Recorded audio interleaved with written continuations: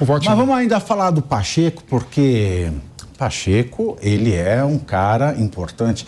E nessa semana que passou, no encontro com o Lula, o presidente do Senado, Rodrigo Pacheco, ele disse que aguarda, né? O Lula disse o seguinte, disse que aguarda uma punição exemplar dos envolvidos no vandalismo ocorrido em Brasília. O tema, inclusive, vai entrar nas discussões da comissão Senado do Futuro, que deve mudar a nomenclatura para indicar debates sobre o presente. Pois bem, lá vem Lula. Eu lembro, olha, eu tenho muito orgulho das análises que eu fazia lá em 2017, viu, Capês? E o Felipe Monteiro, jurídicas, lá no caderno Estado da Arte do Estado de São Paulo, porque eu dizia duas coisas, né? Além de falar da nova matriz jurídica da Lava Jato, eu dizia o seguinte, quando as pessoas me perguntavam se a condenação do Lula com base da maneira que foi feita, com as revelações que foram feitas, foi justa, eu dizia o seguinte, para ser puritano juridicamente, puritano no sentido do direito penal, do processo penal, não. Mas, se for pensar no direito penal punitivista, telúrico que o PT sempre pregou, foi justa, porque é isso que o Lula está pedindo agora, uma punição exemplar a despeito do rigor do processo penal. Felipe Monteiro, punição exemplar. Você acha que essa frase, eu já sei a sua resposta, mas é uma frase que não cabe na boca de quem quer pacificar o país? Exatamente, uma frase completamente infeliz. Primeiro porque ele aguarda do Poder Executivo a punição exemplar. O Executivo não pune ninguém. Quem pune é o Judiciário, né? No processo judicial com ampla defesa, com contraditório, no final do processo o Judiciário pune, né? Então, essa declaração do Pacheco, ela foi completamente equivocada em todos os sentidos, né? Como ele vai pedir para o Lula a punição dos vândalos? A fala foi assim, o Lula pediu para o Pacheco. Não. O Lula pediu para o Pacheco. Mesma coisa, não cabe o Legislativo também punir ninguém, que cabe o Judiciário. O Lula está pedindo a CPI, então? Então, realmente... O Lula pediu a CPI, se ele pediu para o Pacheco... Pois é. Se ele pediu para o Pacheco, ele está pedindo uma CPI, então. Está pedindo uma CPI. Como é que é? É isso aí, Ricardo? Eu acho que, primeiro, tem que ter uma punição, tem que ter uma investigação e sim, tem que ter uma punição exemplar para todos os envolvidos. Todos os envolvidos. A minha preocupação é que já é demonstrado o Pacheco é candidato do Lula. O Lula pede ao Pacheco que dê uma punição exemplar. Primeiro, eu concordo com o Felipe aqui. O Legislativo não vai punir.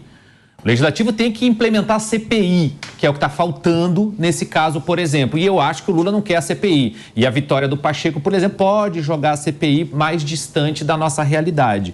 É por isso que eu acho que teria um equilíbrio melhor no caso aí do outro candidato. Do Marinho. Mas, enfim, essa questão aí tem que ter uma punição exemplar, porém, para todos os lados. Está se investigando devidamente também casos de omissão? Essa é a grande questão. Eu acho que para quem quer pacificar o país, que deveria ser o papel do presidente Lula nesse momento, essa fala é complexa, muito complicada. Porque aí ele está colocando gasolina em um lado e não fazendo o papel de chefe do Poder Executivo, que quer apaziguar a nação, que quer levar o país para um outro caminho. Essa é triste. O que é uma punição exemplar, Cabeça? Olha, em primeiro lugar, eu troco a expressão... É o bode expiatório? Não, eu acho que o presidente da República tem que pedir, em primeiro lugar, antes da punição exemplar, uma apuração exemplar.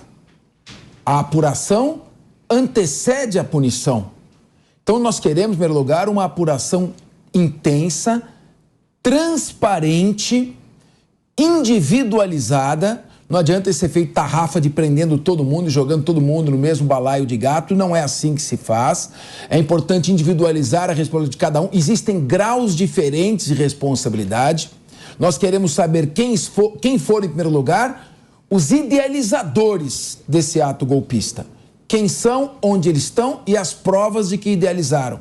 Em segundo lugar, quem são os financiadores que tornaram possível aquele plano ser executado. E em terceiro lugar, os líderes, aqueles que lá no momento da execução, operacionalmente, controlavam as ações. E quem estava no interior dos prédios, quem se encontrava nos prédios públicos onde são exercidos os poderes da República, destruindo o patrimônio da sociedade. E quem são estas pessoas? procurar não ideologizar a apuração. Sem ideologia.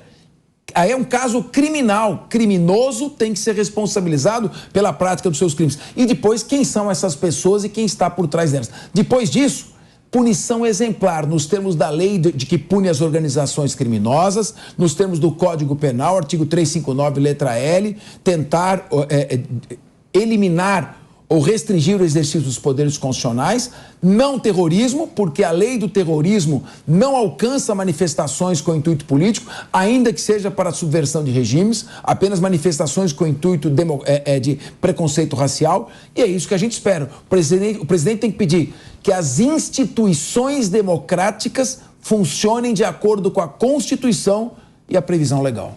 Até porque o Senado também não pune, né? Como já foi dito aqui, né, Deise? O Lula está jogando assim, ele jogou o assunto fora, não tinha que falar, falou uma coisa dessa, foi isso? Bem normal, né? Mas eu estava pensando aqui nisso que vocês estavam falando. Em primeiro lugar, assim, o Lula, desde o dia da eleição, né, naquele discurso na Paulista, ele tem demonstrado que ele não está governando para unificar, né? Ele está governando, algum colunista falou isso, né? Eu achei muito apropriado, está governando com fígado. Em relação a essas punições... Aí é um problema, hein? Pô? Agora eu entendi. Então, mas continuando. Sabe o que eu penso em relação à CPI? Eu acho que... Eu não sei qual dos meus colegas falou aqui que o Marinho, vencendo a eleição, provavelmente não teria uma CPI. Mas olha isso... Não, é o contrário. Pacheco, ele poderia afastar. Exatamente. Mas sabe por quê? Se a gente for olhar para o histórico, as CPIs nunca deram um resultado efetivo, né? Vamos só pegar como exemplo a última que teve, né? A CPI da Covid, um relatório gigante, mas efetivamente não puniu ninguém. De repente, colocar uma CPI nesse momento, o que vai trazer para o governo? Vai trazer mídia, vai trazer atenção e vai fazer sangrar a oposição que o Lula e a esquerda estão imputando ser responsável pelo 8 de janeiro. Então, uma CPI, independente de quem vencer no Senado, se tu for olhar com um olho um pouquinho mais histórico, ela pode ser benéfica para o governo, porque vai estar todo dia na imprensa fazendo sangrar a oposição, né? E o resultado, ele nunca vem efetivamente, nunca ninguém é punido. Pode ser que nessa, como existe um motivo político tão forte, tão claro, exista essa punição, mas eu não acredito totalmente que uma CPI não aconteça. Mas olha, eu quero colocar na mesa, será que porque, nesse caso específico, tem uma ação judicial paralela, uma investigação feita paralelamente, que vai virar uma denúncia, vai ser julgada pelo STF, ela não pode parear e mudar eventuais rumos desses atos que estão sendo investigados e vão ser julgados pelo judiciário?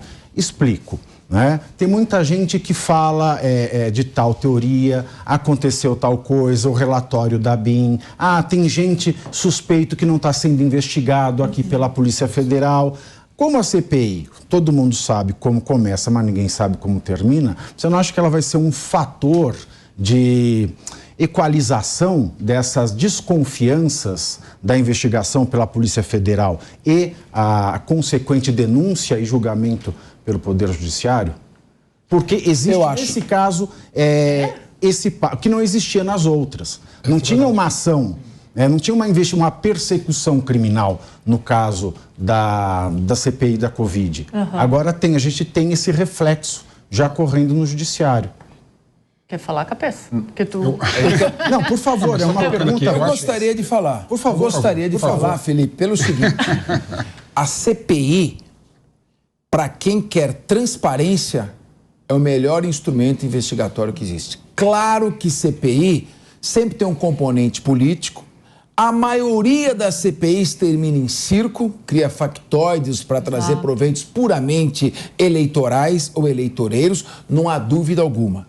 Mas existem casos específicos em que a CPI produz um enorme efeito positivo pela sua transparência.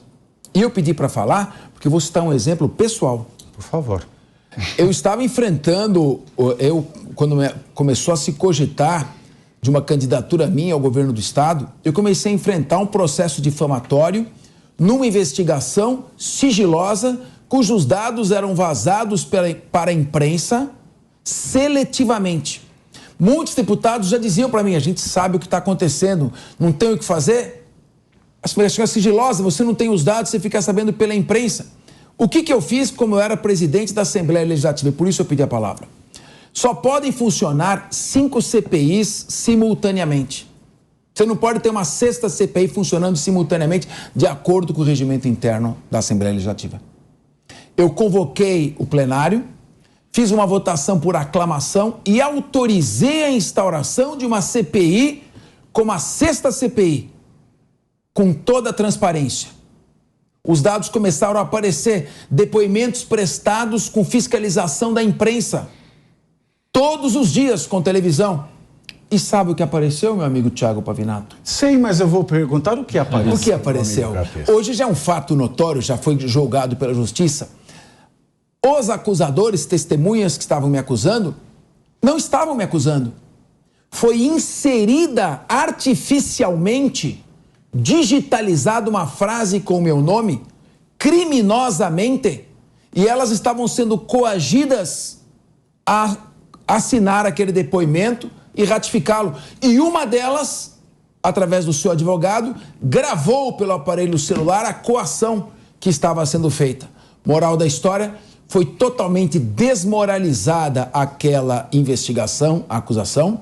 O caso foi engavetado. Um arquivamento de 70 laudas depois que o assunto saiu da mídia foi rasgado.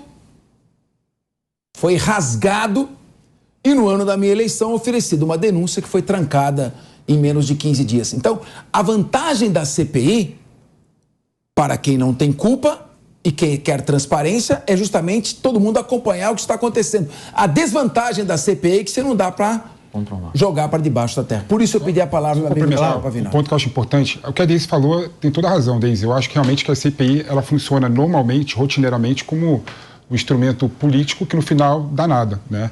Mas no caso específico do tema da CPI que querem abrir, né, eu acho que vai ser muito prejudicial ao governo. Por quê? Porque é o que tudo indica, a Polícia Federal está limitando a investigação somente nos atos dos bancos, não é? E, por exemplo, está deixando de lado eventual omissão do Dino, eventual omissão do governo, eventual omissão dos departamentos, ministérios que receberam a informação da BIM sobre a possível movimento que aconteceu no dia 8 de janeiro, não é? Então, acho que pode dar um holofote para essas questões que estão sendo esquecidas, né? Então, nesse ponto, eu acho que a CPI ela é prejudicial, sim, ao governo. E eu não vejo, por exemplo, que o governo pode pautar ainda mais a mídia em relação ao 8 de janeiro. Não tem nada além do que já foi divulgado para eles divulgarem ainda, entendeu?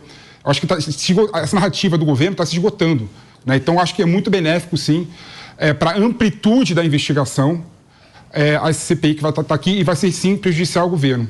O Felipe, me permite um complemento aqui, eu concordo também com o que a Deise falou, a maioria das CPIs acabam em pizza, é um fato, porém o Poder Legislativo foi invadido. O Poder Legislativo tem como a CPI uma ferramenta, como o Capês falou aqui, de investigação. O interessante é que ela é mais complexa de se controlar, como um processo, como está acontecendo lá. E o que eu acho que a maioria do povo, do cidadão, do contribuinte brasileiro quer saber é, de fato, uma investigação imparcial e não pseudo-tendenciosa para apenas quem estava lá dentro, apenas quem financiou, que isso também é muito importante e que deve acontecer. Mas a gente também quer saber se houve alguma facilitação ou, de qualquer maneira, de algum outro lado. E eu acho que a CPI tem mais esse poder, essa condição de caminhar de uma forma mais imparcial. É um ato político, vai correr para um lado, vai correr para o outro, mas é de forma mais aberta, é mais incontrolada, pode pedir quebra de sigilo daqui telefônico, enfim. Eu acho que seria benéfico. Para quem quer a verdade, para quem quer apenas a apuração dos fatos e a punição daqueles que de fato estão envolvidos, acho que a CPI é benéfica, apesar de também concordar que na grande maioria dos casos viram factoides políticos e acabam em pizza no Brasil, infelizmente. Aí também a gente vai desacreditar a CCJ. Para que serve a CCJ se tudo vai para a STF? Para que... É complicado pensar o Brasil, né, do ponto de vista prático, se a gente vê, né, no campo das ideias, essas técnicas são tão louváveis.